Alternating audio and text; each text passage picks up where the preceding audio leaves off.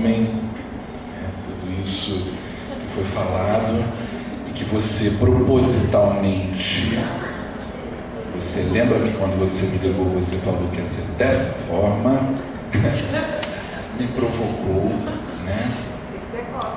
Lógico. Mas muito legal e eu, assim, muito bom estar também podendo discutir e pensar, né, com pessoas tão interessantes, né? Acho que a gente tem que falar um pouco de onde a gente vem, né? A gente tem que falar um pouco das nossas implicações, né? Fazer uma análise da implicação nossa, cotidiano, enquanto profissional. Eu tenho 24 anos de formado, faço 25 anos agora, né? Hoje eu estou professor na universidade onde eu estudei, isso não está aqui, senão aí ia cansar mais ainda ela, né? Hoje eu estou professor na Universidade de Santa Úrsula, então eu estou em um outro campo também, né, de discussão, que tem muito do que a gente discutiu, que eu já ouvi, tanto Jaqueline como a Fabi falando. Inclusive hoje, com os meus alunos, a gente discutiu muito do que vocês apresentaram, né? E muitas coisas, de fato, elas se tornam para mim, formei há 20 e poucos anos, são coisas distintas, né? Quando eu me formei, por exemplo, hoje eu falei para os meus alunos isso, quando eu me formei, a palavra trans e cis era uma coisa que não existia. Então a gente está tendo que reconfigurar também toda uma dialética, um trabalho, né, acadêmico, tudo, social, né? Estou falando do lugar da academia, mas não é só da academia, que é algo novo, e tudo que é novo nos assusta, né? Isso vários teóricos já sinalizaram antes. Bom, mas deixa eu falar também desse lugar, né, meu aí, com a temática que me coube nesse latifúndio, né? O tema da laicidade é algo que a gente tenta trazer também para a visibilidade, né, como a Fabi falou. Fabi é um grande achado, né, para a gente enquanto conceito de psicologia, e eu vou falar um pouco porquê também, né? Tornar essa discussão é algo muito delicado. Eu agora, como professor, eu vejo o quanto que isso toma vulto, né? A gente falar de algo, bom, primeiro, né, a gente também teria que identificar o que significa essa palavra, laicidade, né? Nós não temos isso enquanto matéria ou como discussão de uma forma muito mais profusa, né, em outras instituições. Acredito que a maior parte de vocês, porque eu não tive isso em nenhum momento na minha graduação, né? Eu fui ter um pouco isso depois na minha pós-graduação, até como material de pesquisa, que eu fui trabalhar um pouco com essa temática aí das religiões, da religiosidade, da espiritualidade, mas foi uma coisa muito mais de minha iniciativa, né? Eu tinha mais a coisa ligada a isso, interesse em pesquisar. Mas na graduação, né, na própria formação ainda de si, né, isso de fato é um ponto muito delicado, né? A gente tem, né, um trato com determinados temas, né, que ficam muito no âmbito do escondido, né? É também tabu, né? Não é só a sexualidade que ainda é um tabu, né? Mas falar de outros conceitos que a gente não domina como ponto, né? Da religiosidade, da espiritualidade, do agnosticismo e do ateísmo, né? São pontos que a gente de fato não tem como discutir, né? A academia nem sempre ela está preparada para isso. E vejo também que o social, né, também não está tão preparado para poder lidar com isso. Eu já estou em algumas gestões no Conselho Regional de Psicologia, né? Nós, a cada gestão, nós entramos em 30, E nessas 4 gestões eu já tive muitas dificuldades também, inclusive, com pessoas parceiras nas gestões, para trazer essa temática. Porque as pessoas também desconhecem, tem toda uma dificuldade de lidar com isso, porque começa a vir o preconceito. Né? O preconceito está em várias instâncias. Né? E isso também está no campo de se falar do religioso. Né? Afinal, o religioso é uma coisa muito da esfera da intimidade, da interioridade, é algo do foro íntimo que diz respeito somente a você. Então a gente não vai discutir isso aqui. Isso aqui não é campo para a discussão. Né? Isso é campo para o seu universo da intimidade. Né? Enquanto a gente ficou nesse tipo de discussão, de entendimento, as pessoas religiosas elas começaram a tomar lugares. Né? Elas foram se apropriando de lugares. Né? As pessoas que têm religião e foram discutindo também, foram tomando posições e foram ampliando aí, foram conquistando, né, na esfera pública várias instâncias. Né? Hoje nós temos um prefeito que ele é de uma tradição religiosa, né? Quer dizer, tem toda uma entrada na política das pessoas que são declaradamente religiosas. Então, essa política ela já acontece há um tempo, né? E essa política também acontece na própria psicologia, né? E quando determinados temas que são caros a gente começaram a se ver mais confrontados com o próprio ideário religioso, me parece que a gente começou a despertar para. Não sei se ainda a gente conseguiu despertar tanto assim. Em 2013 foi constituído pelo Conselho Federal de Psicologia, pela Assembleia das Políticas Administrativas e Financeiras, nome bem complicado, a PAF, né? Onde todos os conselhos regionais de psicologia se reúnem 2 vezes por ano, um grupo temático para trabalhar essa temática específica, esse tema específico, né? Que seria a laicidade.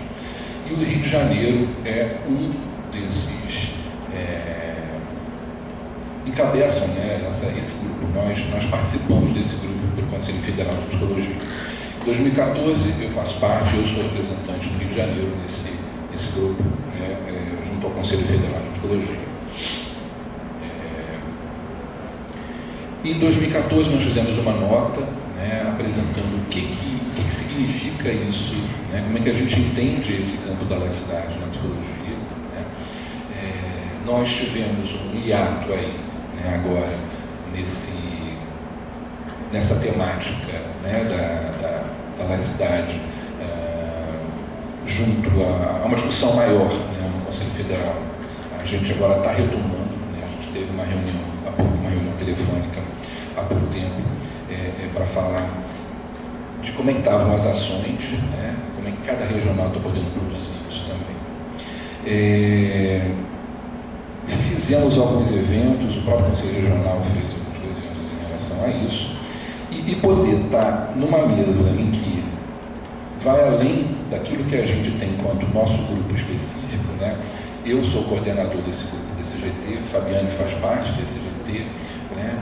E muitos dessas pessoas que participam, elas são psicólogas e também são pessoas religiosas, né? É algo que a temática da religião faz parte aí dessa convivência, mas também faz parte desse viés da pesquisa, né, do que a gente pode também transitar em relação a isso. Então, o convite, né, quando Juliana nos incita a falar nessa transversalização de temas tão delicados e que, de certa forma, tem a sua invisibilidade, em alguns momentos a sua visibilidade, dependendo do prisma e do local que a gente esteja, né, de como é que a gente pontue isso, olhe para isso, trazer isso, né, para um debate, né, em que a gente está falando com profissionais que trabalham em grupos, né, que com certeza muitas das vezes são extremamente confrontados, né, atravessados, ou quais outras denominações que a gente possa trazer em relação a esse tema, né, da religião, né? Como é que isso fica, como é que isso se torna presente, né? Como é que isso como é que as pessoas se identificam, isso produz política, isso impede política, enfim, né? Vocês estão nesse espaço, né? Que com certeza tem muito mais a acrescentar para a gente. Eu estou aqui tentando dividir um pouco das minhas inquietações, né? Que há 30 anos eu tenho, desde que eu conheci a psicologia. Eu me inquieto quando a gente fala, né, do ser humano, e qualquer coisa que tenha o ser humano, né, próximo, né, que a gente está nesse lugar, daquele que escuta e tenta entender que dinâmica é essa, né? Eu venho da clínica, né, 25 anos aí, tentando entender, né, aquilo que o outro fala. Vocês estão num lugar, né, que vão ter muito mais respostas, com certeza, se a gente for parar para conversar em relação a isso, né? Como é que essa população, né, vulnerável, né, a gente entende que a política ela tem um direcionamento, e como que essa questão da religião ela pode atravessar muito, né, da própria política, né, da própria política da assistência, da própria política, né, da vida, né? Falar desse lugar, né, do que a gente chama de manifesto do sagrado, né, das hierofanias. Tem foto aí também? Eu não vou participar. Que preconceito! Senti agora. Eu sou escorpião, tá, gente? Então, sabe quem é escorpião, sabe que se sente o ciúme que é o do escorpião. Por favor, apareci, que bom. Então, vamos lá. Então, falar desse lugar do que a gente chama, né, da hierofania, né, do sagrado, né, é algo muito delicado, né, muito delicado para quem é religioso. Muitas das vezes eu escutei uma coisa assim, né, o CRP ele impede que a gente fale de religião, o CRP ele não quer que a gente seja religioso, o CRP não, o CRP não, o CRP não, né? Quando a gente está lá dentro, que a gente começa a ter uma outra dimensão do que é esse espaço, né, o entendimento ele dá de uma outra ordem, né? Esse aqui é o nosso código de ética profissional do psicólogo, que é a minha Bíblia, que está sempre comigo, né? Eu vou só pegar um artigo, né, que eu acho que é o artigo mais forte, que mais a gente escuta, quando a gente tem as nossas plenárias de ética, né? Temos aqui 3 conselheiros, né? Temos 4 conselheiros, 5 comigo, né? Mônica, Juraci, Thiago, Juliana e eu, né? Então a gente, muitas das vezes nas nossas plenárias de ética, a gente vai ter que qualificar quando a gente pensa, né, em possíveis denúncias éticas, infrações, né?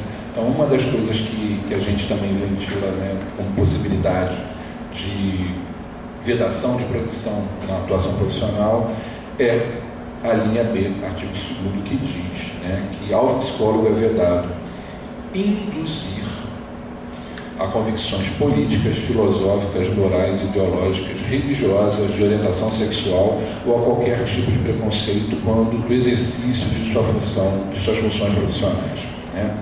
Induzir. Em nenhum momento está falando aqui, né, que nós somos impedidos de ter qualquer tipo de manifestação, ideia do pensamento religioso, né? Esse é um ponto, né? Nunca o CRP falou que a gente não pode, né, ter uma experiência pessoal, religiosa. E aí a gente vai para outras questões para a gente também poder pensar um pouco mais sobre isso, né? Existe um grupo, né, da Associação Nacional de Pesquisadores de Pós-Graduação em Psicologia, da ANPEP, que tem a temática da psicologia e da religião como pesquisa, né? Eu estou indo agora em novembro, eu e a Fabi, a gente está indo agora em novembro para Porto Alegre, né, vai ter um congresso, né, que trabalha diretamente com esse campo, né, psicologia e religião. Então, quer dizer, a religião é algo que pode ser ali pesquisado, né? Se a gente for parar para pensar, eu sou professor de História da Psicologia, né, na Santa Úrsula, meu doutorado foi aqui na UERJ também. Quero também agradecer a todos os que já passaram antes aqui na UERJ, que trouxeram conhecimento, né? São o saber, o espaço do saber, o espaço do conhecimento. E a minha orientadora, a minha mentora, a professora Ana Maria Jacó Vilela, trabalha muito nesse campo da história da psicologia, e eu não posso deixar de falar disso também, né? E aí tive que estudar muito isso com a Ana Jacó. As primeiras universidades, né, brasileiras de psicologia, elas foram confessionais. A PUC, né? A Fabiana é filha da PUC, né? Ela fez a graduação dela na PUC, né? A minha mulher é filha da PUC, literalmente. Ela fez graduação, mestrado, doutorado na PUC. Eu brinco com ela, falo que ela é filha da PUC total. A primeira graduação em psicologia no Brasil, ela ocorre em 1953, na PUC Rio de Janeiro. A segunda também em 1953, na PUC do Rio Grande do Sul, onde a gente vai para o encontro agora em novembro. No mesmo ano, só que pouca diferença. O início do ano começa no Rio e no meio do ano começa em Porto Alegre. Em 57, a PUC Minas. Depois, a primeira universidade não confessional de psicologia vai acontecer 3 anos depois, que é a Universidade de São Paulo, na USP. Né? Então, quer dizer, desde o início, religiosos, né, pensavam, tinham interesse nessa temática que se chama psicologia, nessa ciência produzida aí que se chama psicologia. Então, desde esses primórdios no Brasil, e se a gente for para pensar anteriormente, a própria ideia de academia e universidade também ela está nesse ambiente religioso. Os primeiros, os que detinham esse saber até durante muito tempo, eram pessoas religiosas. Né? Então, esse é um campo que foi se tornando minado durante um tempo por causa, né, de disputas também aí de construção do saber, né, e a gente vai pegar o Foucault também quando ele fala, né, poder saber, a gente tem essa proximidade aí, né, em termos do discurso dos autores, e a gente vai também vendo, né, que ao longo do tempo a psicologia precisou se afastar da filosofia, precisou se afastar da fisiologia, precisou se afastar da teologia, né, para se construir enquanto ciência, enquanto profissão. E essa temática, né, da religião, ou da espiritualidade, ou do que a gente chama de ateísmo, agnosticismo, né, é um tema que ele tem a sua relevância, né, porque ele fala também de construção de subjetividade. Como diz o Guattari, né, somos modelados no social, tem isso aí, que nos modela. Né, e a religião, quer queiramos ou não, ela faz parte de uma cultura, principalmente nós no Brasil, né, na América Latina, né, no mundo ocidental. Temos aí o judaísmo e o cristianismo dando base para a cultura nossa, subjetiva, e como é que isso se organiza. Atualmente, né, uma das coisas que a gente percebe que os religiosos de determinadas confissões cada vez mais estão adentrando nos cursos de psicologia, as pessoas estão buscando a psicologia, né? Aí a gente tem que entender para quê, por quê, quais são essas outras intenções, né? Não vejo, eu particularmente não vejo nenhum problema que as pessoas queiram de fato buscar isso. Eu gosto muito de um autor chamado Nicolas Rose, né, num texto que fala a psicologia como ciência social, e que ele vai falar, né, que o século XX foi o século da psicologia, né, e que ele fala também, aí ele vem com uma pergunta: o século XXI continuará sendo o século da psicologia? Muitas e muitas práticas, muitas e muitas disciplinas buscaram na psicologia respostas, né, para poder entender tanto essa dinâmica aí da vida. Né? Ela foi criada para ajustar, foi criada para disciplinar, para poder designar o que é anormal, o que não é, enfim. O Nicolas Rose, ele transita muito por esse tema, é um autor que assim, eu indico, eu acho muito interessante. Né? E nós estamos também, nesse momento, a academia está sendo buscada, né, por outros atores. né? E os atores também religiosos. Quando eu falo religiosos, eu falo religiosos. Pode ser um religioso leigo, um religioso, um pastor, um padre, né? Pai de santo, enfim, rabino, mãe de santa, e aí tem outras denominações também. As pessoas que têm esse grau estão cada vez mais buscando a psicologia no intuito de aprender as práticas, né? E isso, de uma certa forma, eu vejo também que tem uma preocupação da academia em receber esse tipo de ator social, né? Porque fica uma grande interrogação. Para que essas pessoas, né, de que forma poderiam utilizar a psicologia? Né? Nessa minha busca para poder pensar o que eu ia falar com vocês aqui também, eu fui chegando numa terminologia, né, que cada vez mais a gente está vivendo, né, coisas, e a psicologia está sendo chamada para responder a isso, né, o bullying, a criança que pega o revólver e mata, né, duas crianças, a questão é para poder falar da transexualização, é a novela que mostrou isso. Eu não acompanhei a novela, não vi, né, eu sabia que as pessoas comentavam, né, de como é que vai lidar com isso. A psicologia ela vai estar nos telejornais, tem algum psicólogo falando, né, alguns psicólogos nossos, companheiros, apareceram na televisão falando de resolução 001, de Paulo, né, o pessoal do Conselho Federal, ou, sei lá, nós somos requisitados para falar em vários ambientes, em cima de vários temas, né? E aí, nessa minha pesquisa, né, o que mais hoje a gente pode falar em relação ao que a gente está vivendo agora? E bate um sentimento assim de uma certa tristeza, né? Eu estou voltando a estudar Lacan, né? Eu gosto muito de Winnicott, eu faço revisão com uma pessoa que é winnicottiana, mas a gente está estudando Lacan, né? E foi um grande susto para mim quando a proposta foi vamos estudar Lacan. E o seminário é sobre a angústia. É o seminário 11 de Lacan, falando sobre a angústia no momento que a gente está vivendo tantas coisas que nos angustiam, né? Mas assim, se fosse só um adendo, né, para poder falar disso. E aí veio algumas coisas para poder pensar em termos de consideração. Ainda tem quanto tempo? Sim, tá? Vou ser breve.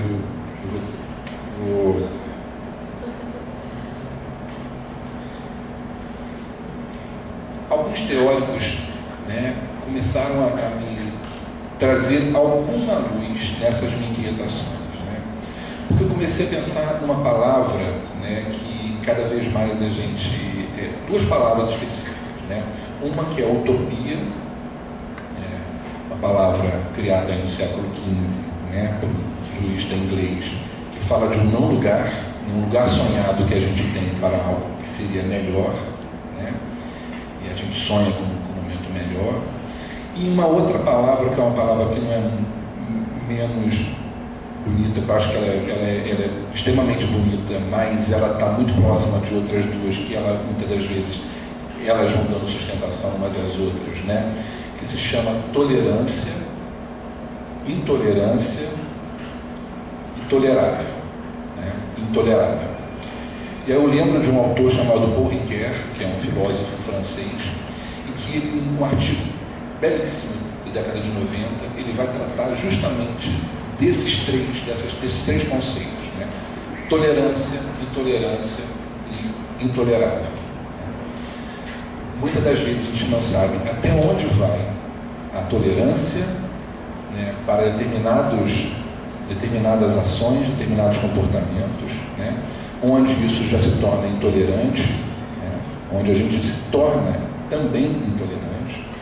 Eu falo para os meus alunos o seguinte, né, uma das coisas que mais me deixa assim, angustiado, que eu não suporto, a coisa que eu não suporto é viver a intolerância.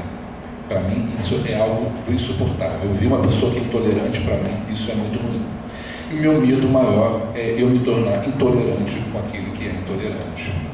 porque eu também posso cair na mesma esparrela de eu ser intolerante com o intolerante. Isso é sério. E aí eu chego no texto do Freud, que é o Narcisismo das Pequenas Diferenças, né, que eu vou reler novamente aí o Freud, que ele vai falar disso, né, de como é que é chegar a esse próximo, a esse outro, né, que vai me trazer, me trazer justamente a alteridade, né, como é que eu lido com isso, e vou chegar a outros autores que também vão pesquisar um pouco pelo esse viés da psicanálise, né, justamente essa proximidade aí com esse tema do Freud. Ele vai falar justamente desse campo, né, da intolerância, né, de como é que a gente tem, até um determinado momento, a gente consegue tolerar esse outro, e a partir de onde que é essa separação, né, onde divide aquilo que a gente tolera daquilo que a gente não tolera.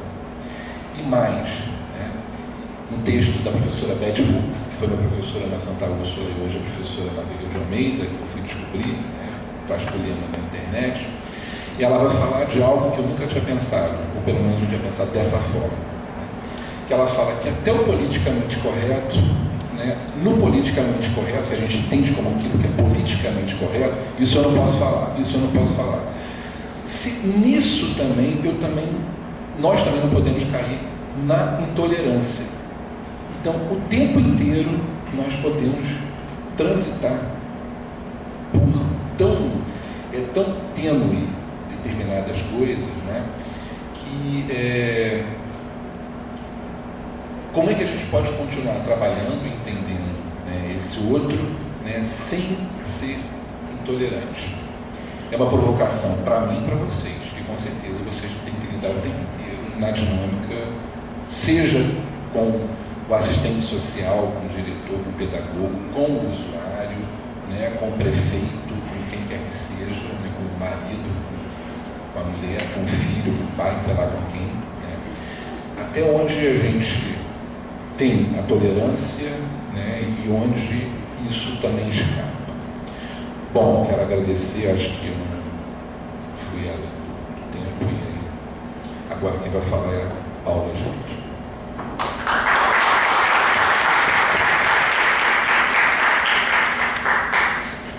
Bom, gente, eu acho que com essa mesa a gente está querendo dizer, né, que as pautas da assistência social, elas precisam ser essas pautas, né, a pauta da laicidade, né, a pauta trans, a pauta, né, da questão do enfrentamento do racismo, para que justamente o Estado não seja esse primeiro violador, né, esse que venha a perpetrar as violências, né, que aí a Jaqueline trouxe essa reflexão, né, que a própria Berenice Bento, né, que escreveu muito sobre a transexualidade, ela, principalmente a intenção, né, também, quem são os humanos dos direitos humanos, né, e são pautas do cotidiano de trabalho, né, a gente está aqui, assim, fazendo uma coisa que há 2 seminários a gente vem tentando, mas ainda não tinha tido fôlego, que é justamente colocar em cena essas outras questões que perpassam qualquer política pública, inclusive a política de assistência. A gente enumerei algumas coisas assim rapidamente, né? Serviço de convivência,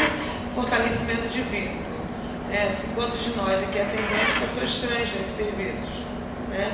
Acho que vão ser poucos os casos aí que a gente pode vir a trazer. A questão do uso dos banheiros, né? Assim, o Augusto Boal, filho dele, Julião Boal, estava fazendo uma atividade com ele, e ele estava dizendo, né, assim, ele roda o mundo, a questão do teatro oprimido, e essa questão não muda. Semana passada estava vindo lá dos Estados Unidos, uma universidade, qual o debate lá que está tendo?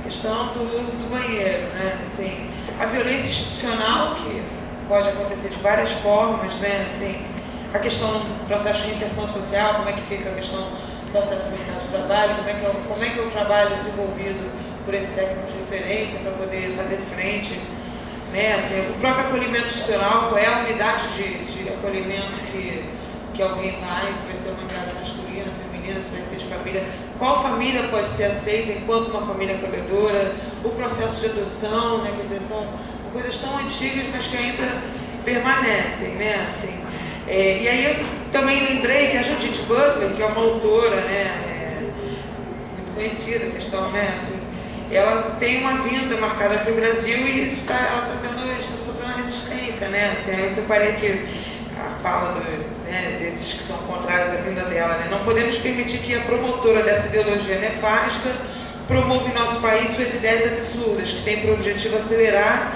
o processo de corrupção e fragmentação da sociedade.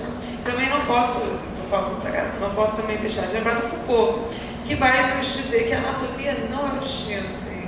Ainda bem que a gente tem assim, Foucault para nos fortalecer nesse momento. E aí, com Foucault eu também trago Deleuze, né? Que, assim, a gente precisa, para a gente criar outros mundos, a gente precisa criar então outros conceitos, né? Para a gente não estar se adaptando aos modelos. E aí tem como eu sou uma mediadora que resolveu falar pra caramba, eu também queria falar do Amir Haddad, né? Assim, eu estou procurando outras psicologias, né? Outras formas de fazer psicologia, né? Fui parar no psicodrama e agora estou indo mais propriamente para o teatro. O Amir Haddad ele fala uma coisa muito interessante, que ele fala assim, o homem é o único animal que fala assim, você não tem que cachorrar um cachorro, cavalar um cavalo, borboletar uma borboleta, mas você tem que humanizar o homem, né? Você tem que humanizar a humanidade. Então, assim, do que nós somos capazes, né? Assim, acho que é uma provocação. E tem um outro autor, que é o Brecht, que aí com essa fala eu vou passar a abrir, né? Eu não vou ficar... que ele fala o seguinte, que eu acho que é muito pertinente. Realmente eu tenho lido esse texto do Brecht em alguns lugares, que eu acho que faz pensar, que eu acho que junta um pouco a fala, né, dessa questão, né, que a gente tem uma mesa, né, que retrata o momento atual. A gente tem alguém aqui que pensa a questão das religiões, da laicidade, e, né, cisma, a questão dos direitos humanos e a religião. Né? Será que... E hoje em dia o que a gente vem percebendo é que talvez algumas pessoas vêm se apropriando, né, dos conceitos, até constitucionais, né? Então, quando você vai dialogar com alguém que vem na igreja, você vai falar em laicidade, quer dizer, você vê que o entendimento de laicidade de algumas pessoas já está até corrompido.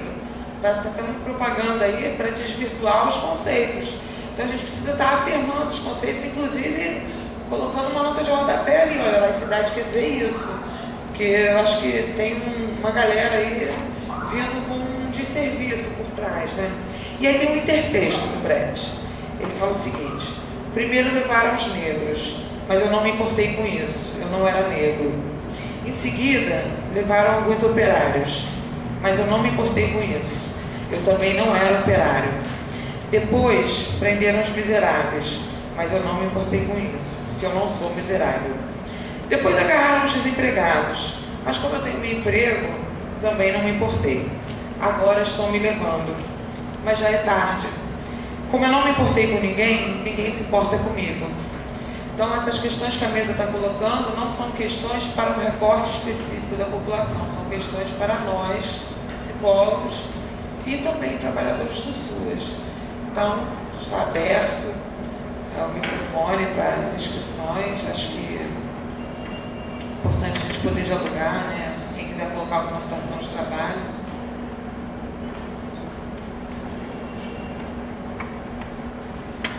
Pedir para o colega se apresentar.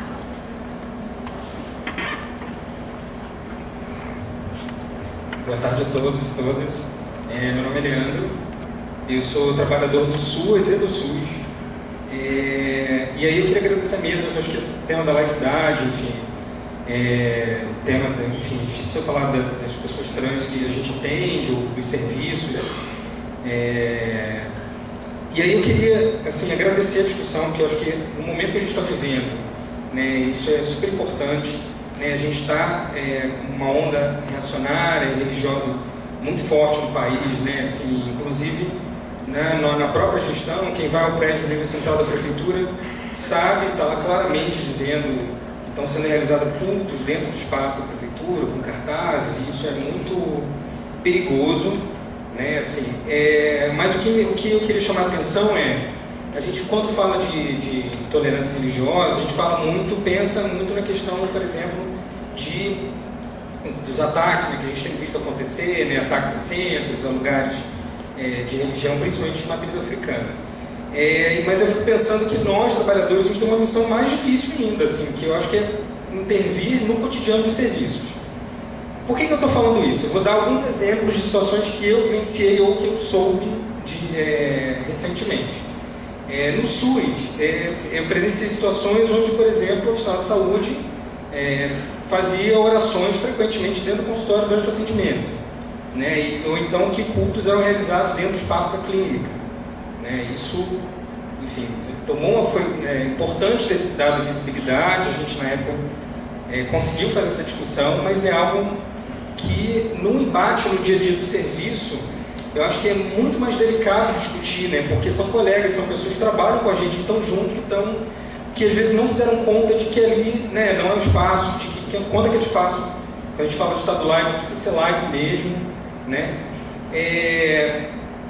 E essa questão, por exemplo, uma outra questão que está ainda em curso no serviço, uma pessoa que trabalha no equipamento SUS, né, que é uma travesti, foi impedida de usar o banheiro da equipe técnica do CRAS, porque ela foi vista no ponto de prostituição da cidade.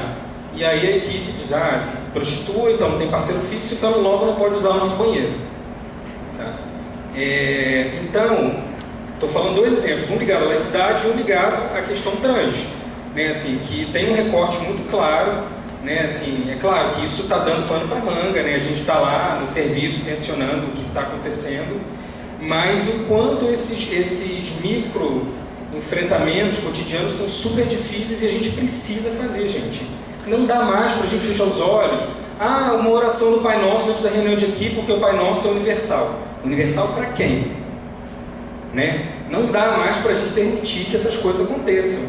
Então a gente precisa se colocar, a gente precisa dizer, não, eu não quero, não, eu não acho correto, não, vamos sentar e discutir. Será que tem que ser assim? Né? E o que é laicidade? Então vamos colocar em pauta, né? Porque isso eu acho que é aquela coisa, né? A gente pensar no contexto maior e intervir no que a gente tem de mais imediato, né? Então eu acho que um pouco, eu não tenho nenhuma questão específica, mas estou trazendo para a gente comentar, né? Assim, e aí eu não sei se os colegas também têm essas vivências, experiências no serviço, né? Eu imagino que sim. Né? Então, eu acho que isso é uma coisa que tem que estar na pauta. A gente precisa falar sobre o que está acontecendo nos serviços.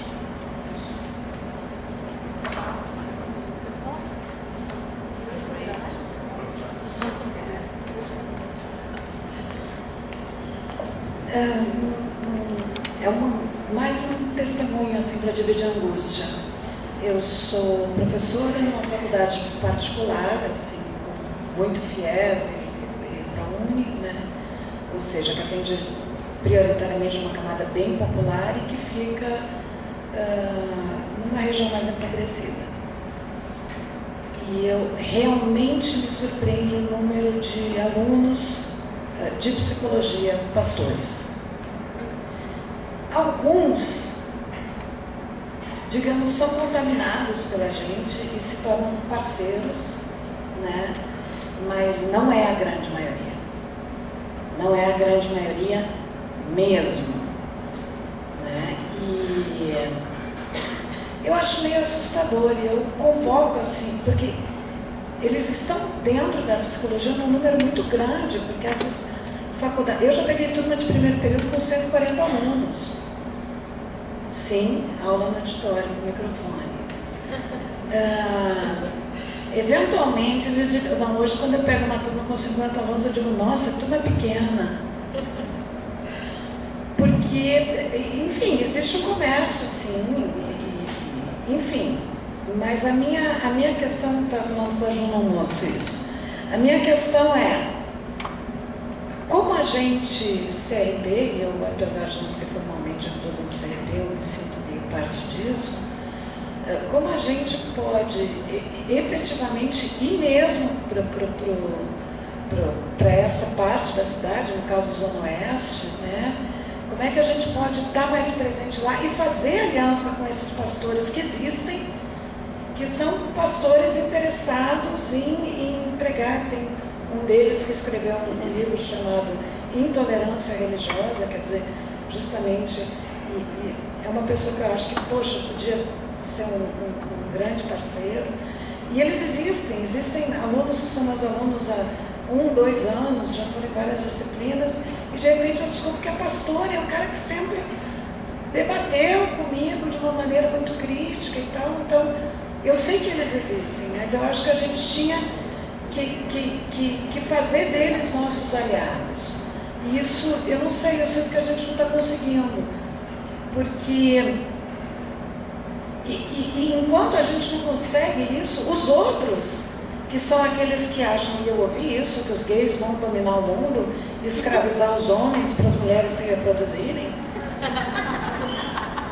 Quer dizer, enquanto isso, esses vão ganhando espaço.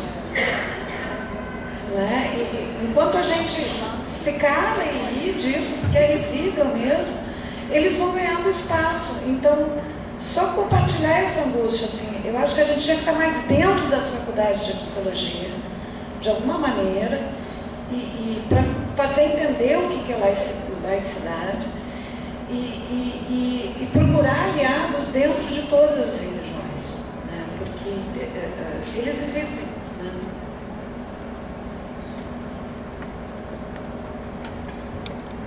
Boa tarde, meu nome é Thaís. Um pouco também fazer uma provocação parecida com a dela, né? Assim, de pedir que esse debate se amplie, sim.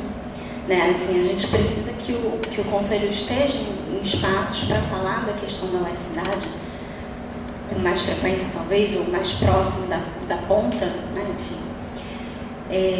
E aí pensando em duas questões, né? Uma que a gente tem um outro atravessamento no SUAS, né? Que eu acho que é importante da gente pensar, que é o campo do social, que por muitas vezes ainda se atravessa e se mistura a questão da filantropia e da caridade. Né? Então, que muitas das vezes é um campo onde se acredita que qualquer um pode fazer alguma coisa, porque se você tem boa intenção, se você está disponível para ajudar o outro, então você está disponível para trabalhar no social. Né? E como que esse atravessamento religioso dentro desse campo, ele parece, não sei, pode ser porque eu estou lá e talvez eu tenha essa percepção mais clara, mas ele parece ser muito mais forte. Né? E eu acho que é um pouco aquilo que você estava falando. Não, a gente não está aqui dizendo que o psicólogo não pode ter a sua religiosidade, mas que esse limite precisa ser construído. Né? E aí, para contar um caso, né? Eu também trabalho em unidade socioeducativa, e eu tive a situação de um adolescente, tem uns 15 anos, e a situação infracional dele teve a ver com uma questão que eu suponho, inclusive, que tem a ver com uma descoberta de sexualidade. Enfim, ele conheceu um cara que chamou ele para passar um final de semana não sei aonde, na casa dele, com bebida, com isso, com aquilo outro. E, enfim, e aí o cara tentou ter alguma coisa com ele, na hora ele não topou e tal, e isso deu uma briga e, enfim, tragédia.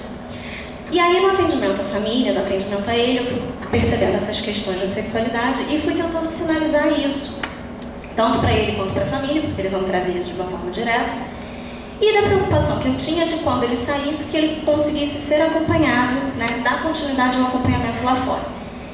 E aí, a mãe me fala, não, mas isso já está resolvido, porque o pastor vai atender ele. Eu falei, não, como assim? O pastor vai atender ele? Não. Então, o pastor da minha igreja, ele é psicólogo. E aí, ele vai atender ele também no consultório. Eu falei, não pode. Aí, assim, né, você tenta, você explica, fala, olha, não é bem assim, a gente precisa separar. Não é que o pastor não possa ser psicólogo, ele só não pode ser psicólogo daquele que ele está como referência religiosa, né, se misturar essas religiões, enfim. Então, eu tentei explicar um pouco para a mãe, mas aí, assim, essa preocupação, né? O que a gente faz com isso? Porque eu expliquei para a mãe, e obviamente ela ouviu, não sei o quanto disso ela efetivamente ouviu, e não sei que tantas outras situações como essa, né, não estão acontecendo por aí.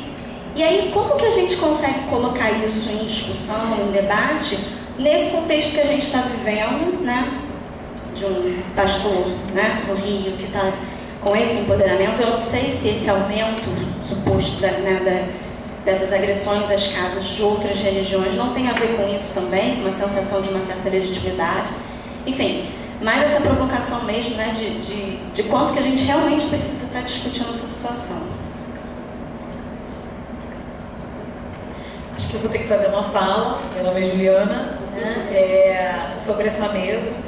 Eu queria falar de como as questões de relações raciais, como a questão LGBTQIA e como a laicidade, elas se misturam nessa questão de visibilidade e de invisibilidade. Em alguns momentos elas são visíveis e em alguns momentos elas são invisíveis.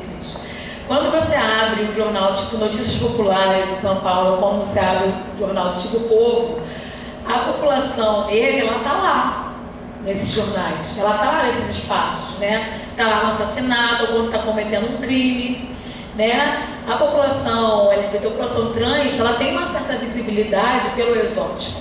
As mulheres negras também têm essa mesma visibilidade pelo exótico, mas é só isso, né? A gente quer atravessar, né? A gente quer estar nos espaços de discussão acadêmica, a gente quer estar nos espaços de discussão, nos espaços de poder, onde circula o poder também.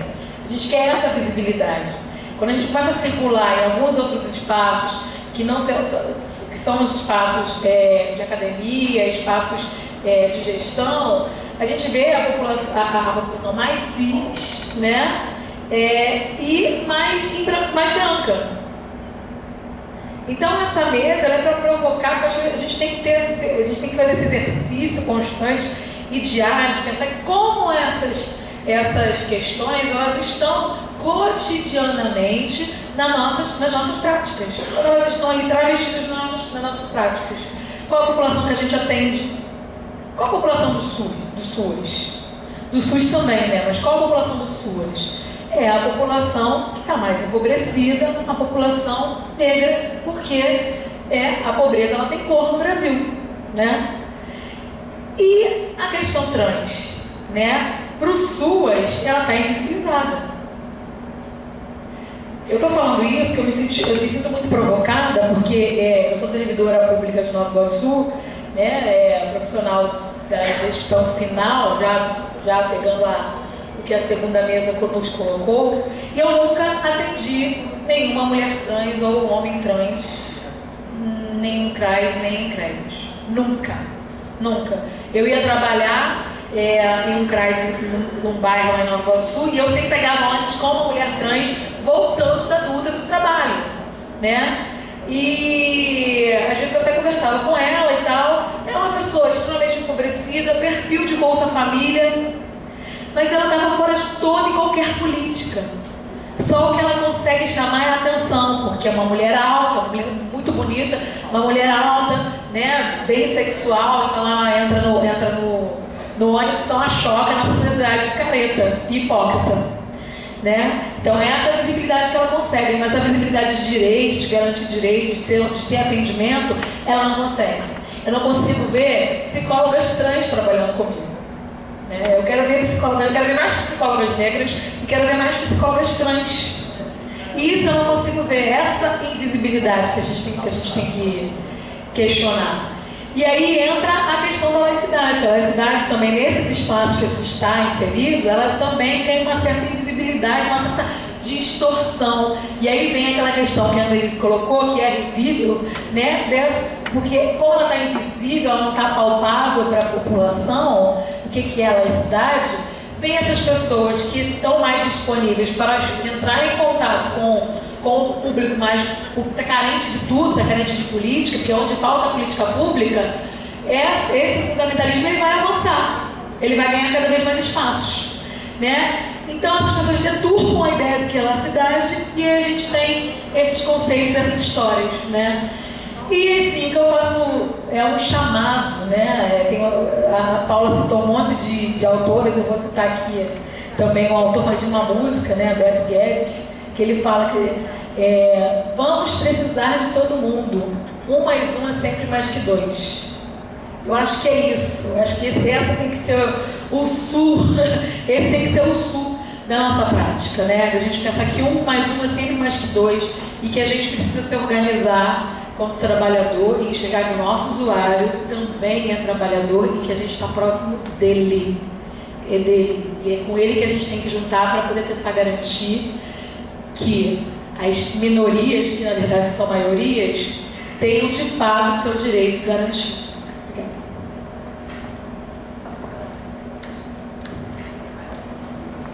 A gente tem mais alguma fala? Então a mesa vai respondendo, se for o caso, a gente... Aí tem que ser responder, né? Tem mais uma vez. vou assumir agora, que eu fico muito mais confortável nesse momento do que na fala anterior. Então, eu prefiro sempre compartilhar saberes. Né? Alguns profissionais vieram falar sobre questões que acontecem nas suas práticas. Eu trabalhei, esse equipamento que eu trabalhei, né, que era o Centro de Promoção da Liberdade Religiosa e Direitos Humanos, ele era um equipamento que funcionava na Secretaria de Assistência Social e Direitos Humanos, hoje extinta. Né? E quando eu fui ser psicóloga desse equipamento, né, uma das minhas primeiras preocupações era pensar, né, o que a psicologia tinha a dizer sobre liberdade religiosa, laicidade e intolerância religiosa. E aí eu fui buscar autores, eu fui buscar me instrumentalizar para aquela prática. Porque, de fato, esse equipamento ele foi o primeiro equipamento, né, que trata especificamente de liberdade religiosa, né, foi o primeiro equipamento no Brasil. Né? Então, eu precisava, né, de ferramentas para atender essa população. E aí eu me frustrei muito buscando, né, de uma forma geral. Eu encontrei muitas coisas na antropologia, nas ciências sociais, algumas coisas na psicologia, não vou dizer que não encontrei nada, encontrei algumas coisas, mas que pudesse falar os diálogos que a psicologia tinha com as religiosidades, né, não era, naquele momento, eram ferramentas que eu pudesse utilizar.